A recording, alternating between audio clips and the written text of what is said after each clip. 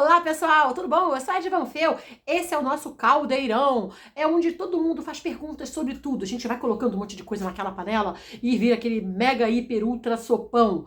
E nessa edição eu tô respondendo perguntas que o pessoal me fez, especialmente no Facebook, onde eu postei, né? Fiz lá, faça-me uma pergunta, porque eu perdi a pauta das perguntas que já tinham me feito. Talvez eu encontre, porque ainda tá no próprio Facebook, então se um dia ele me mostrar nas lembranças do Facebook, eu consigo resgatar aquelas perguntas, ou então eu vou andando lá para trás até encontrar. Mas eu também vou responder perguntas que o pessoal me fizer em outras mídias. Então, se você me segue no Instagram, se você me segue no próprio Facebook, ou aqui nesse vídeo, aqui no YouTube, você pode deixar sua pergunta aí que eu vou responder com o maior prazer, que eu vou colocando tudo no mesmo documento, e aí a cada programa eu vou respondendo algumas dessas perguntas, tá bom? E lembrando, essas perguntas, como é um caldeirão, essas perguntas são livres, você pode perguntar qualquer coisa. Você pode perguntar de magia, você pode perguntar de assombração, você pode perguntar de filme, você pode perguntar da minha vida pessoal. E eu vou fazer de tudo para responder todas as perguntas, tá bom? Não necessariamente na ordem que me fizerem, porque algumas perguntas são mais complexas que outras e demoram um pouco mais para responder. Então, vamos lá? Bora lá! Deixa eu começar respondendo aqui a pergunta da Lilian Dias, que faz aqui uma pergunta, eu acho que eu até comecei com ela no outro caldeirão, né? Que também eu tava chamando de Ed Responde, a gente tava tão doida que eu mudei o nome do quadro, aí eu fiquei procurando, meu Deus, eu não criei esse quadro, mas não é possível, já tinha feito, eu achei que eu já tinha gravado, eu tô louca. Aí depois eu fui ver que o nome era Caldeirão, não era Ed Responde, né, gente? Então vamos lá. A pergunta dela é muito interessante porque é sobre quando a gente faz uma magia negativa, se a gente tem o retorno disso, tá? Como é que a gente vai ter o retorno disso? Então vamos lá. A Lilian Dias fala: uma vez participei de um curso no qual o mago nos falou que o que volta para nós é a intenção ou o sentimento. Exemplo, você faz uma magia para ferrar com alguém, porém com sentimento de satisfação, assim, e alegria. É isso que vai voltar. Você vai ter de volta o sentimento de satisfação e alegria de ter ferrado a vida de alguém, né? Você vai ficar rindo assim, que nem vilão, assim. Se você fizer com ódio ou sentimento de vingança, vai ser isso que vai voltar para você. Fiquei confusa, porque se faça tudo o que quiseres, desde que não faça mal a ninguém, o que é isso? Olha só, vamos lá. Para começar, faça o que quiseres, desde que não faça mal a ninguém, o faça o que quiseres era do Aleister Crowley, que foi um mago um mago bem popular, né, dentro do meio ocultista e dentro do meio wicano. Mas eu não curto ele não, tá? Vou ser bem sincero, não curto ele não. Eu estudei a história dele, ele parecia uma pessoa muito descompensada. E quase tudo que ele aplicou na ordem dele, né, que ele teve uma ordem esotérica depois, era roubado das outras ordens de onde ele foi expulso. E ele criou essa coisa do faça o que quiser, de que você tinha que ser livre para fazer o que você quiser. Só que ele era sem noção, assim. Então, em algum momento se adaptou isso para faça o que quiseres, desde que não prejudique a ninguém. O que já tá muito bom. Que eu acho ótimo. Viva a sua vida, deixa o outro viver. Sabe? Assim, acho o máximo. Porém, esse mago que fez essa análise aqui, olha, eu nunca vi essa análise em lugar nenhum. Essa análise não tem respaldo. Não tem respaldo. Nunca vi em lugar nenhum. Eu já vi um amigo que falou uma vez assim: eu descobri um jeito de fazer magia negativa, magia pro mal, sem pagar karma. Aí eu fiz: tá bom, olha, não existe isso não. Não, mas eu aprendi com fulano. Tá bom. Aí depois falou: não deu certo não. Pois é.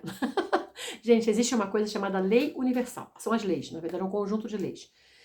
Se você estudar as leis universais, você vai entender por que certas coisas acontecem, tá? Mas Ed, quais são essas leis? São muitas, eu não vou falar delas aqui, tá? Mas se você perceber que certas coisas estão contra essas leis universais, você vai entender que aquilo não é verdade ou não vai encontrar suporte na realidade, tá bom? Então, isso daqui que essa pessoa falou, que o mago falou, que o que volta é a sua sensação, não. O que volta é o estrago que você fez. E o estrago que você fez, você já viu essa coisa do 3 vezes 3? Quantas vezes afinal o mal volta? Volta 3 vezes 3, volta 3.000 vezes 3.000, depende de quantas pessoas você prejudicou. Vamos dizer que, vamos lá, o Juquinha fez um feitiço de ódio, de morte para o Joãozinho. tá? Aí o Joãozinho se ferrou todo, mas o Joãozinho sustentava uma família de 7 pessoas. Essa família não teve mais acesso a médico, a remédio, alguém até faleceu, ele não pôde sustentar o cachorro, aí o outro foi para bebedeira, enfim. Várias coisas aconteceram porque você ferrou uma, né? E essas 7 pessoas têm influência em mais outras pessoas e em mais outras pessoas. Então são ondas, tá? Então se você jogou uma pedrinha, pá, naquela pessoa, aquela pessoa caiu, mas ela reverbera em outras pessoas que reverberam em outras, o quanto de ruim você fez, olha só, quanto de ruim, quanto de pessoas você prejudicou, é o que você vai pagar. Ah, mas eu não sabia disso.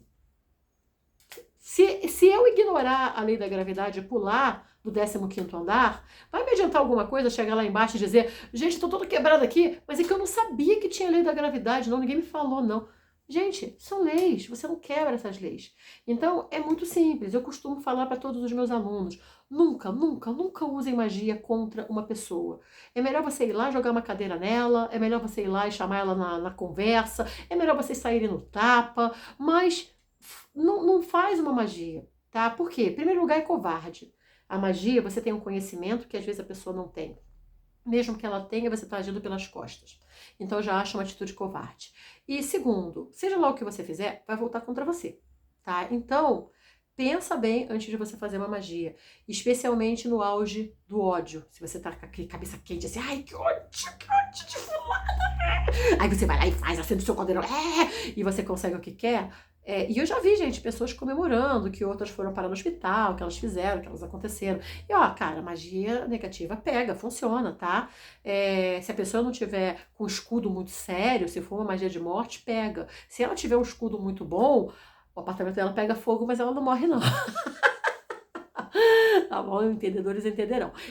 Então, assim, muito cuidado com o que as pessoas falam. Lembrando que hoje nós temos uma profusão de pessoas que se dizem sacerdotes, magos e tudo mais, quando eles não têm, às vezes, conhecimento, bagagem para aquilo. E eu já vi muitos que não sabiam nada, nada. Mas, assim, inclusive muitas que tinham me iniciado, né? Eu já falei que eu fui mais iniciada que o Windows no Brasil, porque todo lugar que eu ia tinha pelo menos 13 pessoas que tinham me iniciado. Nunca ouvi falar delas, né? Mas, ué, amor, você não foi iniciada por fulano? Eu falei, cara, nunca ouvi falar dessa pessoa, não sei nem quem é. Assim, então, muito cuidado com as pessoas que vocês encontram por aí, tá bom? Respondida essa... O Fábio Arthur pergunta, Ed, na sexta-feira 13, eu encantei... Ai, peraí, gente, tá um pouco calor, deixa eu virar esse cabelo pra cá. Na sexta-feira 13, eu encantei um óleo de Hecate para proteção. Chique isso, é muito bom. Quando eu utilizo para untar velas para certos rituais, sinto um enorme calor. Isso é comum? Perfeitamente comum. Geralmente a magia, ela gera energia. E a energia geralmente é quente. Tá? Então, é muito comum que eu tive que instalar um ar-condicionado, porque eu fazia os círculos de magia, eu quase derretia, era humilhante, gente. Eu lá começava, quando eu começava a fazer a pirâmide, aí já começava, tum, tum, tum. Aí tinha que pegar um lencinho, pegar uma toalhinha, e aí eu começava, cara, mas eu suava tanto que a água caía em cima do meu olho, assim, era um horror. E aí eu falei, gente, precisa de um ar-condicionado aqui. E aí eu percebi que não era o tempo inteiro, era no ritual. Isso sem falar, é claro, nos rituais presenciais, que todo mundo já percebia que ia chegando a hora do ritual, o calor aumentava demais. Às vezes o tempo estava frio, mas ali dentro era uma bola de calor. Então, o ritual, a magia, ela gera calor, tá? A gente trabalha com entidades de esferas superiores. Então, essas entidades, elas se aproximam e elas trazem o calor, é normal. Agora, quando a coisa fica toda gelada, aí você tem que se preocupar um pouco, porque geralmente quando vem uma energia fria, gelada, é porque você está lidando com entidades desencarnadas mesmo, pessoas que já faleceram. Já aconteceu, acho que eu já comentei. Ai, meu Deus, eu comentei isso na aula, não foi no vídeo, não. Eu comentei que uma amiga minha me perguntou sobre um parente dela, um primo, há vários anos já isso, que tinha desaparecido. Ele era policial. E ela queria saber se eu podia ajudar para saber pelo menos se ele estava vivo ou morto, que já tinha, sei lá, uns 2 dias que ele tinha desaparecido, 3. Aí eu fui, não, claro, eu conheço a pessoa, conheci esse rapaz. E aí eu fui lá com o meu pêndulo, né, fiz lá minhas macumbinhas, peguei o pêndulo. Na hora que eu peguei o pêndulo, o lugar ficou gelado. Aí quando ficou gelado, eu já fiquei assim, Aí eu comecei a fazer as perguntas pro pêndulo. E infelizmente eu não tinha boas notícias para essa minha amiga. Aí eu liguei para ela de volta, falei, olha, infelizmente seu primo não está mais entre nós, tá? Ele está, ai meu Deus, não pode ser, não é possível, será que eu não vou... vão encontrar, mas ele não tá mais, não. E encontraram no dia seguinte, 3 dias eu acho, 3, 4 dias encontraram ele. Ele tinha sido, infelizmente, assassinado pela própria esposa e o amante, porque queria ficar com a pensão dele, uma coisa bem absurda, absurda, absurda, absurda, triste, né? Mas eu lembro até hoje dessa energia fria. Essa energia fria foi muito imediata, entendeu? Como se como se alguém tivesse aberto a porta da geladeira para você. Então, a energia quente é um ótimo sinal, ok? Tá? A energia tá quente, é porque tem entidades de esferas superiores ali trabalhando juntinho com você. E é interessante quando as mãos ficam quentes também, porque você está emanando energia. Se você tivesse evidência, você estaria vendo essa energia fluindo através das suas mãos. É uma coisa bem bonita. Ah, Foto Killer, eu quero muito conhecer mais você, Foto Killer.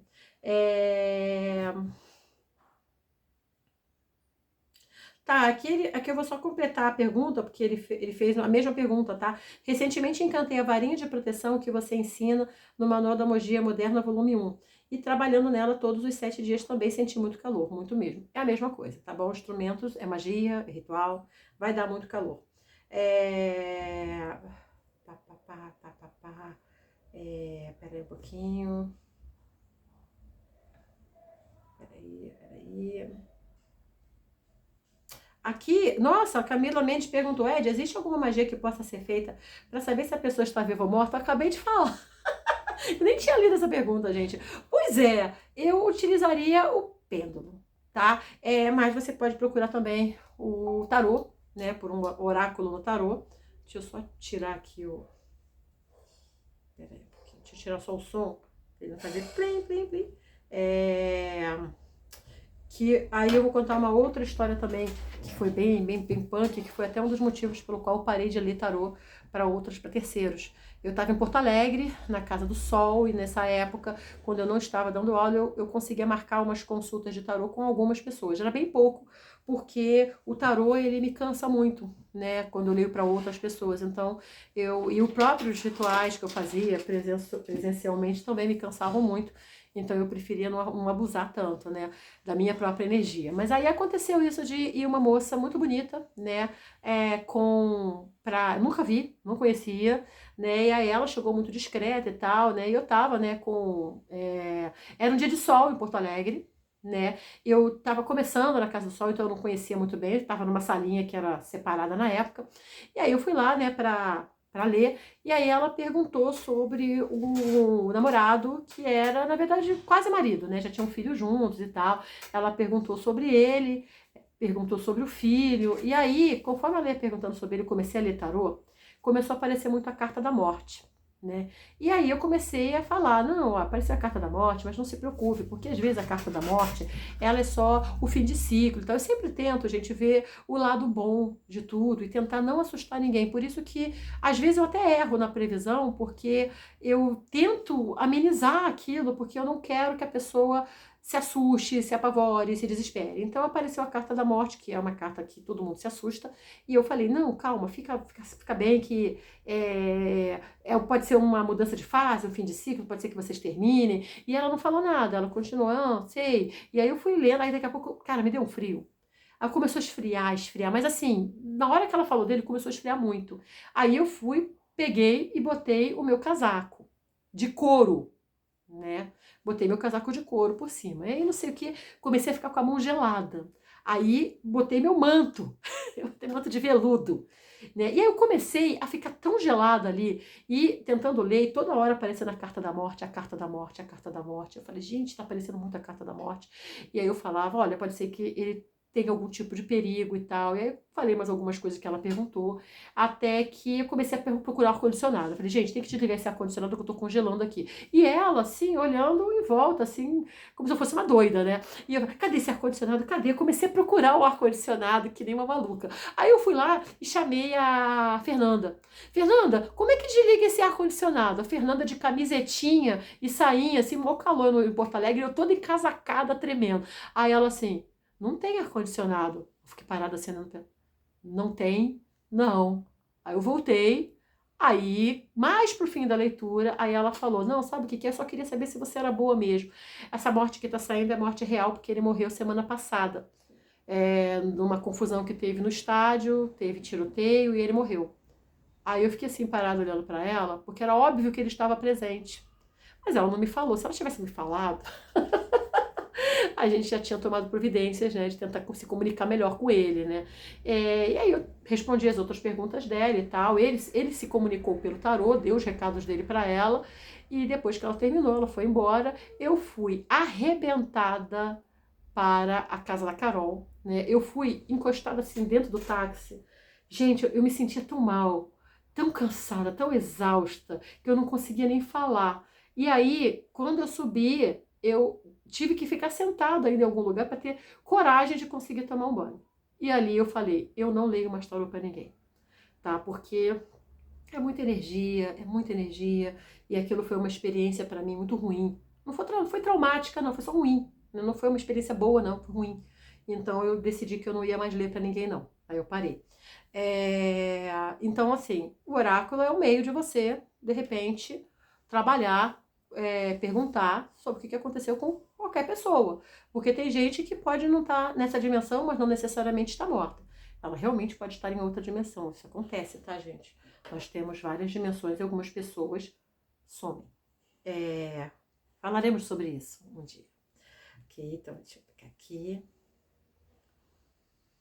A Paula Martins perguntou se eu posso falar sobre o novo Invocação do Mal, porque fala de uma bruxa que tem um altar físico e que os alquimistas geralmente têm seus altares e laboratórios no plano astral. Como funciona esse negócio de destruir o altar do Mago Bruxo? Eu achei tão interessante, adoraria de ouvir falando a respeito. Não vi Invocação do Mal 3 porque o Renato quer ver comigo. E como nós estamos nesse divórcio forçado, onde a gente, tadinha, a gente nunca ficou tanto tempo separado. Gente, que saudade que a gente tá um do outro. Porque a gente nunca se separou tanto tempo. E a gente tá há 3 meses agora, né? 2 meses agora. Não, 3, para terceiro mês já. Separados, a gente se encontra, claro, toda semana, mas estamos vivendo ainda nessa vida cigana. E por aí, então, os filmes que a gente quer ver junto, a gente tá aguardando, a gente tá esperando.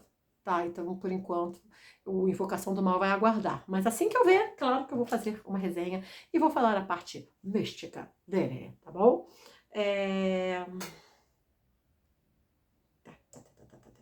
Tá. Deixa eu pegar, peraí um pouquinho, gente.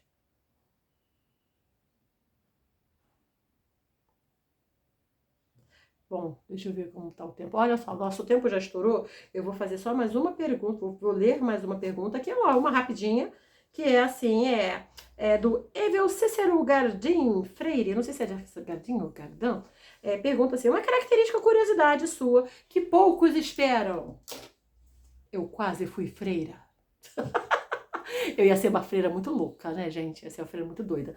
Mas eu já tinha vozes, eu já falava com as minhas vozes, já tinha o meu trabalho mágico. E eu estudei em colégio de freira, né? Que foi, inclusive, um ensino muito bom. Né? Tenho todo o meu carinho do mundo pelo IESA, Instituto de Educação Santo Antônio, que foi um lar muito bom para mim. Em dado momento, eu comecei a sentir um chamado de que eu tinha que fazer algo pela humanidade. E eu tinha que fazer esse chamado, e eu queria muito, e eu pensei que eu queria ser freira. Quer dizer, eu sentia o chamado para ser uma servidora. Acho que a palavra que usava era essa, era uma coisa de servir a humanidade.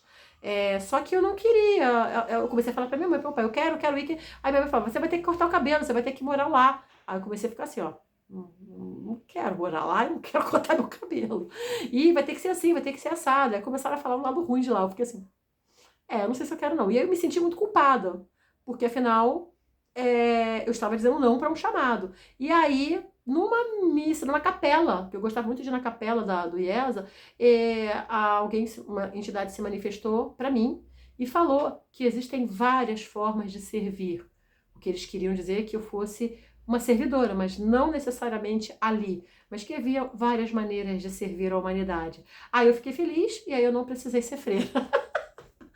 Né, acabei virando uma bruxa, olha só que legal. Mas até hoje eu tenho muito carinho por freiras, por ir para escolas, né, que tem freira. Eu tenho um carinho profundo, porque como eu falei, eu tive uma boa experiência, tá, com elas. Eu lembro uma vez que a gente estava indo para a convenção de bruxas, e olha só o que é o universo. Eu tinha comprado lencinhos, lencinho de papel, né, um monte de pacote, porque estava muito calor numa semana antes, estava muito calor e tinha quebrado o ar-condicionado da aula que eu dava no Rio, do lugar que eu dava aula no Rio. Aí eu comprei um monte de lenço de papel para dar para as pessoas, porque estava muito calor. Só que chegou lá, o ar-condicionado voltou a funcionar, então aqueles lenços sobraram. E aí eu tava com um pacote inteiro desse lenço umedecido dentro da minha bolsa, que ficou lá. E a gente pegou o ônibus para ir para São Paulo, para Paranapiacaba.